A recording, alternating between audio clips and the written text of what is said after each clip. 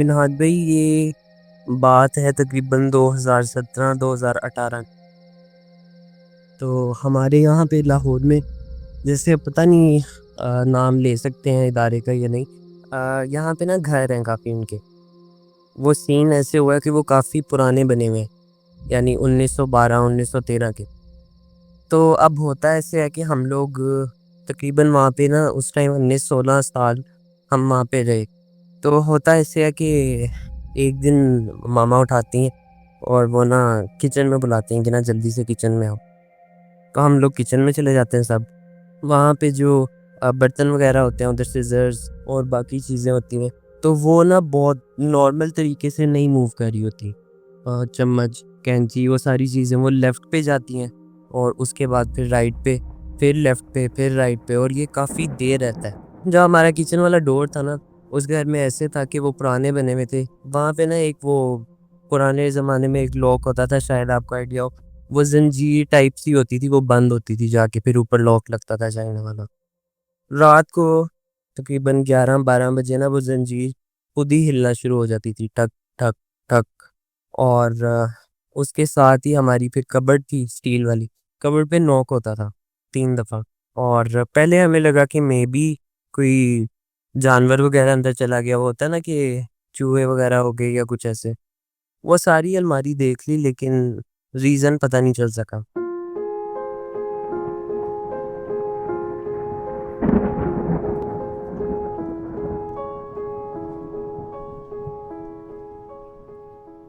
उसके बाद क्या होता है कि हम लोग ना, क्योंकि उसकी घर काफ़ी बड़ा था, 1 डेढ़ कनाल में था, तो उसकी छतें जो थी ना वो 16 से 20 फुट ऊंची थी।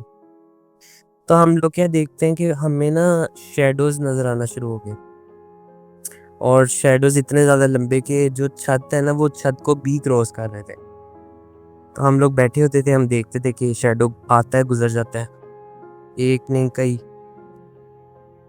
उसके बाद हालात ख़राब होना शुरू हो गए, हेल्थ डाउन हो गई बाबा की, मामा की, और उनको उनकी जॉब में भी काफ़ी ज़्यादा इश्यूज़ शुरू हो गए। समझ नहीं आ रही थी कुछ भी कि ये क्या सीन हो रहा है, क्या हो रहा है। फिर एक दफ़ा हमारे घर गेस्ट आए हुए, तो हम जिस रूम में वो बैठे हुए थे, वो रूम की विंडो बाहर लगती थी हमारे लॉन की तरफ। तो वो एकदम देख के ना, तो उन्होंने विंडो की तरफ देखा और आयतुल कुर्सी पढ़ना शुरू कर दी ऊंची-ऊंची। तो हम लोग भी डर गए कि क्या हुआ। तो वो बताते हैं कि उन्होंने एक सफ़ेद रंग का ना कुछ शैडो या इंसान नुमा कोई चीज़ देखी है, बहुत लंबी, जो गुज़र के गई है विंडो के पास से। तो हमें आइडिया तो था थोड़ा, लेकिन हमने उनको खैर, वो बात ख़त्म हो गई। उसके बाद फिर हमारे बहन भाई थे छोटे, वो बाहर खेल रहे थे लॉन में। तो एकदम ना अचानक से ना पत्थर पड़ना शुरू हो गए, और पत्थर भी इस तरह के, हमें पहले लगा कि मे बी कोई बच्चे शरारत कर रहे हैं इस तरह कुछ। लेकिन घर पहला इस तरह इतना ज़्यादा हुआ था कि इतनी दूर से कोई इतनी ज़्यादा फास्ट मार नहीं सकता था। फिर जब पत्थर ऊपर आसमान की तरफ से भी आना शुरू हुए, तो फिर हमें समझ लगी कि ये और सीन है। हम लोग अंदर भागे, खैर दुआएं वगैरह पड़ी, और पत्थर गिर के गायब हो जाते थे। पत्थर मिल नहीं रहे थे, यानी हमारी आंखों के सामने गिरते थे और गायब हो जाते थे। फिर उसके बाद एक दफ़ा मैं स्कूल से आ रहा था, तो मैं गेट से आया हूँ और हमारी बिल्डिंग के दरमियान में काफ़ी गैप था। तो मैं वहाँ पे देखता हूँ कि हमारे ना लॉन में एक गमला टाइप पड़ा हुआ था, लेकिन वो यूज़ में नहीं था, खाली गमला था। तो उसमें से देखता हूँ कि जैसे एक टोर्नेडो नहीं आता है बाहर अब्रॉड वगैरह में, उस तरह का ना एक धुएँ की शक्ल की ना कोई चीज़ ब्लैक कलर की, वो घूम रही है, और वो निकलती है, और वो ना लॉन में फिर रही है। तो मैंने मामा को बुलाया कि ये क्या सीन है, ये क्या चक्कर है, ये वो गमले में से निकला है। तो हम लोग ना, हमें समझ नहीं लगी, हाथ पाँव फूट गए और इतनी हिम्मत नहीं हो रही थी कि क्या करें। हम लोग वहीं पे खड़े रहे और दुआएं पढ़ रहे। वो हमारे बिल्कुल पास से गुजरी और गायब हो गई, वो धुआं ख़त्म हो गया। फिर एक पीर साहब थे, उनको कॉल की, उनको बताया कि ऐसे ऐसे हो रहा है। उन्होंने कहा वो गमले के पास आप जाएं, आपने हाथ नहीं लगाना, बस आप देखें कि उसके अंदर क्या है। हमें लगा मे बी कोई शॉर्ट सर्किट हो गया, कोई इलेक्ट्रिसिटी वायर्स हों उसकी वजह से या कुछ। वो गमले के अंदर रेड कलर का पानी था। तो हमें समझ नहीं लगी ये क्या हुआ, क्या नहीं हुआ। उसके बाद फिर सीन ऐसे होता था कि हम जब जाते थे कहीं पे, तो जो दरवाजे वगैरह और गेट और ये सारी चीज़ें ना मैं अपने हाथ से लॉक करता था, मैं खुद बंद करता था क्योंकि मैं बड़ा हूँ घर में सबसे। हम लोगों ने इसी तरह बाहर जाना था, मैंने सब दरवाजे खुद बंद किए, लॉक किए और हम लोग चले गए। जब हम वापस आते हैं, मैं खुद लॉक खोलता हूँ और मैं लॉक खोलता हूँ तो सामने क्या देखता हूँ कि रूम में ना बिल्कुल सेंटर में एक ब्लैक कलर का कपड़ा जल रहा है और उसका जो धुआं है वो पूरे रूम में हुआ है। समझ नहीं आ रही कि ये क्या क्या चक्कर क्या है। और वो कपड़ा जिस तरह जल रहा है, धुआं निकल रहा है, उस कपड़े में से ना तेल निकल रहा है। हमें नहीं समझ लगी कि ये क्या चक्कर है। फिर वो पीर साहब से राब्ता किया, उन्होंने दुआएं वगैरह पढ़ने के लिए बोली। उन्होंने कहा अपने कपड़े को हाथ नहीं लगाना, मैं कल आऊँगा तो मैं फिर खुद देखता हूँ इसे। खैर वो अगले दिन आए, उन्होंने शॉपर में उसको पकड़ा, उसको फेंका। उस कपड़े का ना छोटा सा एक टुकड़ा रह गया, वो काइंड ऑफ जैसे बेडशीट होती है ना उस तरह था। बाकी जल गया था लेकिन वो बेडशीट हमारी नहीं थी। पीर साहब फिर चले गए। उसके बाद फिर आहिस्ता आहिस्ता ना चीज़ें ज़्यादा बढ़ गई। हमारा जो सबसे छोटा भाई था वो वो नींद में बोलता था। हमें इस चीज़ का आइडिया तो था, लेकिन उस दिन ना रात में उसने फर्स्ट टाइम स्लीप वॉक की। और हम लोग क्या देखते हैं कि हमारे जिन जिन रूम्स में हम सोते थे उसके अगला वाला रूम ना डाइनिंग हॉल टाइप था। तो वो वहाँ पे जाता है और बिल्कुल उस तरह जैसे हम फिल्म्स में अक्सर देखते हैं कि वो कबर्ड में सर मार रहे हैं अपना। तो वो ना जाके ना कबर्ड के ना साथ अपना माथा लगा के ना खड़ा है। उसको जाके उसको पकड़ने की कोशिश करते हैं। तो वो अपना सर ना उसमें कबर्ड में मारना शुरू कर देता है, बिल्कुल सेम उसी तरह ही जैसे फिल्म्स वगैरह में देखते हैं। तो हम लोग इसको नॉर्मल लेते हैं कि होता है इस तरह, लोग स्लीप वॉक करते हैं, मे बी उसको नहीं पता, उसको लाके सुला देते हैं। फिर उसके बाद एक दफ़ा रूम में से डस्टिंग वगैरह कर रही थी हाउस हेल्प। तो उनको ना विंडो के ऊपर एक सुराख में से मुर्गी के पंजे मिले और जो घोड़े की नाल होती है ना तो वो भी फेंकवाई। उसके बाद फिर एक दिन क्या सीन होता है, अच्छा हमारे जो घर में लेडीज़ थी ना उनके उनके साथ ना एक फिज़िकल भी वो हो रहा था, यानी उन पे निशान पड़ जाते थे। हमें मर्दों को चीज़ें नज़र आ रही थी लेकिन उस तरह से नहीं था। तो जो हमारे घर में जो फीमेल्स थी उन पे नील पड़ जाते थे, कट का निशान पड़ जाता था और इस तरह की चीज़ें ना, तो वो बहुत आम हो गया था। एक दफ़ा क्या होता है कि मैं उस टाइम स्कूल जाता था, मैं स्कूल नहीं गया था, मामा के साथ था। तो मामा और मैं लॉन में थे और मामा ने मशीन लगाई हुई थी, मामा कपड़े वॉश कर रही थी। तो मामा एकदम देखती हैं अंदर बिल्डिंग की तरफ हमारे घर में कि ये देखो बाबा कहाँ से जा रहे हैं। तो मैं देखता हूँ बाबा उसी तरह अपने जिस तरह वो ऑफिस के लिए तैयार होते थे वो तैयार हुए हुए हैं और वो रूम की साइड से हमारे किचन की तरफ जा रहे हैं। तो वो कहती हैं कि तुम्हें गाड़ी की आवाज़ आई है? मैंने कहा नहीं। कहती हैं गेट नॉक होता, गाड़ी अंदर आती, कुछ होता, सलाम दुआ करते, पता नहीं क्या सीन है देखो। उसके बाद हम दोनों बिल्डिंग की तरफ बढ़ते हैं। उनके साथ ना जो हमारा छोटा भाई है उसने वही यूनिफॉर्म वगैरह पहना होता है और बैग पहना होता है और वो भी चला जाता है उस तरफ। हम लोग मिनाज भाई बिल्डिंग में एंटर होते हैं और पूरा घर देख लेते हैं, कोई भी नहीं होता। पहली दफ़ा हमने कोई इस तरह फिजिकल उनको देखा। तो हम मामा बाबा को कॉल करती हैं कि आपने इस तरह उसको पिक कर लिया स्कूल से, भाई को। पापा कहते हैं नहीं, मुझे तो ऑफिस में काम इतना ज़्यादा था, मैं तो निकल ही नहीं सका, बस जाता हूँ अभी थोड़ी देर में। पापा घर आते हैं, फिर वो उनको सारा बताती हैं। अब बाबा को आइडिया तो था और मानते भी थे, लेकिन वो जैसे होता है ना कि बच्चों के लिए वो बड़े कह देते कि नहीं नहीं कुछ नहीं है, ऐसे ज़्यादा सोच रही है। तो वो सीन था। उसके बाद मेरा आज भी एक दफ़ा ऐसे होता है कि हम लोग एक रूम में थे, मामा ना साथ ही सोई हुई थी और मैं देख रहा हूँ कि वो पूरी रात सोई नहीं है, उठी नहीं। वो उठती हैं और ना नील पड़ना, शैडोज़ देखना और ये कट वगैरह पड़ना ये बहुत आम सी बात हो गई थी। वो उठती हैं, अपनी गर्दन पे हाथ लगाती हैं, कहती हैं कि मुझे यहाँ पे ना बड़ी जलन हो रही है। तो देखो यहाँ पे कोई कट वगैरह तो नहीं पड़ा हुआ। मैं देखता हूँ कट पड़ा होता है। कहती है मैंने ना ख्वाब देखा है कि ख्वाब में ना किसी ने मेरे बाल काटे हैं। तो मैंने कहा अच्छा, हो जाता है इस तरह, एक एनवायरनमेंट का भी असर होता है और ये वो, मैं भी आपको उस वजह से ख्वाब आ रहे हैं। कहती हैं चलो मुझे लगता है कि ना ज़्यादा जलन हो रही है बाकी भी बॉडी पे, तो मैं ना वॉशरूम जाके ज़रा एक दफ़ा ना देख लूँ, कंफर्म कर लूँ। मैंने कहा ठीक है।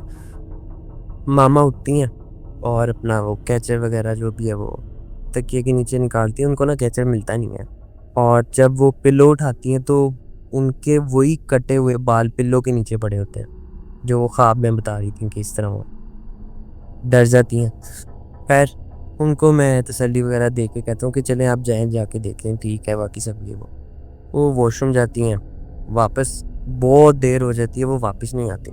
मुझे पता था कि मामा ज़रा डिस्टर्ब हैं, ऑब्वियसली बच्चों की वजह से बनता होता है कि यार क्या हो रहा है। मैं जाके देखता हूँ तो अंदर ना वॉशरूम यूज़ होने की आवाज़ आ रही होती है। तो मैं ठीक हो जाता हूँ कि चलो अभी आ जाती है। मैं आके अपना इस टाइम तक फजर का टाइम हो जाता है। मैं जाए नमाज़ वगैरह भी चाहता हूँ कि अभी मामा आएँगी, नमाज़ पढ़ेंगी और फिर मैं नमाज़ पढ़ूँ। वो आती हैं मिन्हाज भाई, आके ना जैसे उकड़ू कहते हैं शायद, जैसे वो बच्चे बैठ जाते हैं, वो आके ना बेड के ऊपर ना उस तरह बैठ जाती हैं और दीवार के साथ लग के बिल्कुल। मैं उनको बताता हूँ, बुलाता हूँ कि क्या हुआ? तो वो जवाब नहीं देती, रोने लग जाती हैं और कॉन्स्टेंटली रो रही हैं। मैं उनको फिर पूछता हूँ कि क्या हुआ, कोई बात है? अच्छा चलें आप परेशान ना हो, सब ठीक हो जाएगा ये वो, और हम लोग भी सब इधर ही हैं। तो वो ना जवाब नहीं दे रही होती। उसके बाद ना मैं उनको ना तसल्ली देने के लिए ना कंधे पे हाथ रखता हूँ, तो वो हाथ झटक देती है। मैं फिर दोबारा इसी तरह करता हूँ, वो फिर यही करती हैं। जब तीसरी दफ़ा ऐसे हुआ ना तो फिर मुझे थोड़ा-सा फ़ील हुआ, मैंने कहा यार ये कोई और ही सीन लग रहा है। मामा का जब मैं हाथ पकड़ता हूँ तो वो, उनकी हाइट भी इतनी नहीं है, वेट भी इतना नहीं था। मैं ज़ाहिर है जवान हूँ। उनके अंदर इतनी फ़ोर्स नाज़ भाई कि पता नहीं मैंने किस तरह कंट्रोल किया उन्हें। उन्होंने बेड पर फेंका मुझे। मैंने बड़ी मुश्किल उनको कंट्रोल किया, उनको पकड़ा। बाबा साथ वाले रूम में थे, बाकी लोग भी उठ के, वो जो भी चीज़ थी उनके अंदर वो बोलना शुरू हो गई। अब हमें समझ नहीं लग रही थी कि अब ये पकड़ा तो हुआ, अब करें क्या? तो बाबा को बोला कि पीर साहब को कॉल करें। फजर के करीब का टाइम था, तो नमाज के लिए उठेंगे तो बात होती है तो पता चलता है। उन्होंने उनको कॉल की तो उन्होंने बोला कि ना आप फ़ोन इनके कान पे लगाओ। फ़ोन मामा के कान पे लगाया। पहले तो बहुत कोशिश की लेकिन वो बात नहीं कर रही थी। फिर जब वो बोलना शुरू हुई हैं, उन्होंने ना पीर साहब को कहा कि मैं सिर्फ आप आ जाएं, मैं आपके साथ बात करूँगी। तो मैंने पकड़ा हुआ था, पीर साहब ने कहा कि ना आप छोड़ना नहीं है जब तक मैं आता हूँ, चाहे जो मर्ज़ी हो जाए। ये बहुत कहेंगे कि कुछ भी नहीं है मेरे साथ, मैं ठीक हो गई हूँ, ये वो, तुमने छोड़ना नहीं है। मैंने कहा ठीक है। मैंने उनको उसी तरह से बाजू पकड़ के रखी और पीर साहब घर पहुँचे तो उन्होंने बात करना शुरू की तो पता चला, उसने बताया कि यहाँ पे जो घर की हिस्ट्री है वो, क्योंकि अंग्रेज़ों के टाइम की और इससे पहले की है, वो पूरे ना फार्म हाउसेस टाइप थे। उसके बाद जब पार्टीशन हुई है तो पार्टीशन के बाद उन्होंने एक घर के 4 to 5 हिस्से जो थे ना वो डिवाइड कर दिए थे। तो एक डिवाइडेड हिस्सा जो था वो हमारे पास था, और वहाँ पे जो हमारे किचन वाली साइड थी, और जो मैंने आपको जहाँ पे कबर्ड वाला सीन बताया सारा, वो उससे पहले वहाँ पे अस्तबल होता था। जो आपको मैंने बताया ना कि घोड़े की नाल भी एक दफ़ा मिली थी, वहाँ पर अस्तबल था। तो उस चीज़ ने बताना शुरू किया कि यहाँ पे बहुत शुरू में एक आदमी रहता था अकेला, और वो ये ब्लैक मैजिक और ये इस तरह की चीज़ों के अंदर इन्वॉल्व था। साल गुज़रते गए, वो काफ़ी अर्सा यहाँ पे रहा, उसकी जॉब भी उसी इदारे में थी। एक दिन वो मुर्दा हालत में पाया गया घर में। आइडिया तो हो गया था लोगों को, लोगों ने नमाज़ जनाज़ा वगैरह की और दफना दिया। वो बताता है कि उसके बाद यहाँ पे इस घर में जो भी फैमिली आके रही है, उनके या तो डेथ्स होती थी या फिर उनकी मैरिजेस नहीं चलती थी। अगर उनका कोई बिज़नेस इस तरह से होता था, वो बिज़नेस बिल्कुल ठप हो जाता था और कोई भी यहाँ पे आबाद नहीं हो सका। तो जो पीर साहब थे उन्होंने उससे पूछा कि ये सारी चीज़ें तुम बता तो रहे हो, लेकिन तुम ये बताओ कि इसको नुकसान क्यों पहुँचाते हो? तो उन्होंने कहा कि हम जो यहाँ पे जो मर्द हैं ना, मर्दों को हम उस तरह से नुकसान नहीं पहुँचाते। जो औरतें होती हैं उनके साथ इस तरह का है। पीर साहब ने कहा कि इसके साथ कोई इस तरह का कोई मामला वग़ैरह हुआ है। वो जो था ना मिन्हाज भाई बेसिकली वो एक मखलूक जो थी ना वो पूरे कबीले में जो वहाँ पे रह रही थी शुरू से, उनमें ये एक चीज़ कह लें पॉज़िटिव थी। तो उसने बताना शुरू किया, कहता है कि इन्होंने ना जो मेडिसिन होती है ना जो हम ये चूहे वग़ैरह के लिए यूज़ करते हैं, वो घर पुराना था, लॉन भी था साथ, तो वहाँ पे बहुत इस तरह का ना था। तो बाबा ने वो ना मेडिसिन रखी होती थी किचन में, तो वो कहते कि ये एक दिन वो मेडिसिन खाने लगी थी और वो चीज़ें जो थी ना वो इस पे हावी थी। तो कहता है मुझे समझ नहीं लग रही थी कि मैं क्या करूँ, तो मैं फ़ौरन गया, मैंने जाके गेट नॉक किया जो मेन गेट था हमारा। तो कहते ये बाहर गई है गेट खोलने, तो इसने देखा वहाँ जाके कोई भी नहीं था। जब जितनी देर में ये वापस आई है मैंने वो मेडिसिन गायब कर दी।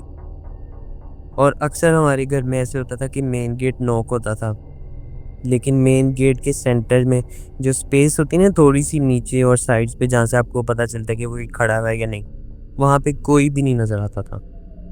और ये रात को 1:30 बजे भी हो रहा है, 2 बजे भी, 3 बजे भी, इवन दोपहर में, दिन में भी होता होता था।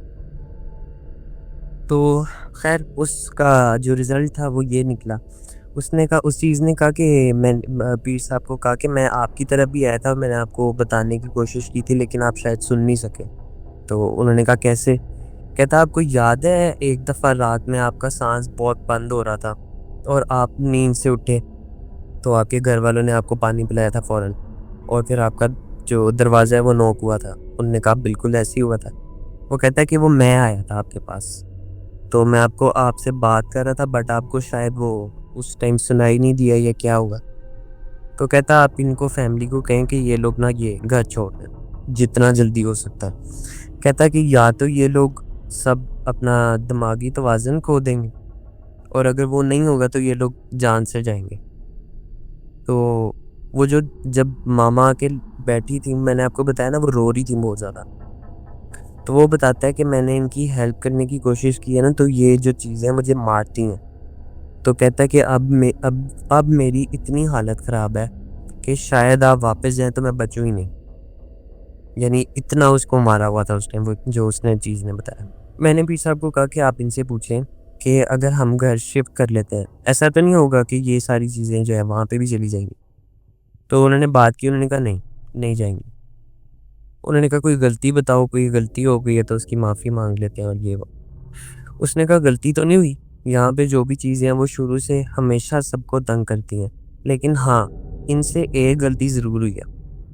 हमारे ना लॉन में बिल्कुल सेंटर में एक दरख्त था आम का और वो मिन्हाज भाई पता नहीं कितना पुराना था, लेकिन उसकी जो शैडो था ना वो हमारी बिल्डिंग पे, लॉन पे, जहाँ हमारा गेट से आगे बिल्डिंग तक रास्ता था वहाँ पे सब पे था। तो बाबा कहते थे यार सर्दियों में धूप नहीं आती, वो बाबा ने ना वो कटवा दिया।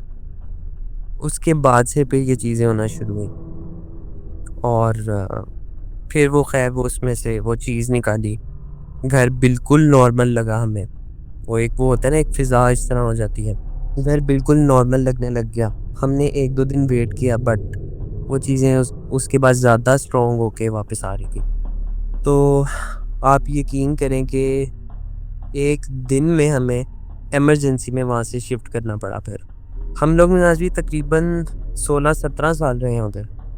घर भी अभी तरह उसी तरह मौजूद है और जो जिन्होंने अब लिया है बाद में वो बाबा से जूनियर है, तो वो भी अक्सर ज़िक्र करते होते हैं इस तरह चीज़ों का। रेलवे के जितने अक्सर घर जो है ना, उनके बारे में इस तरह की स्टोरी सुनने को मिलती है।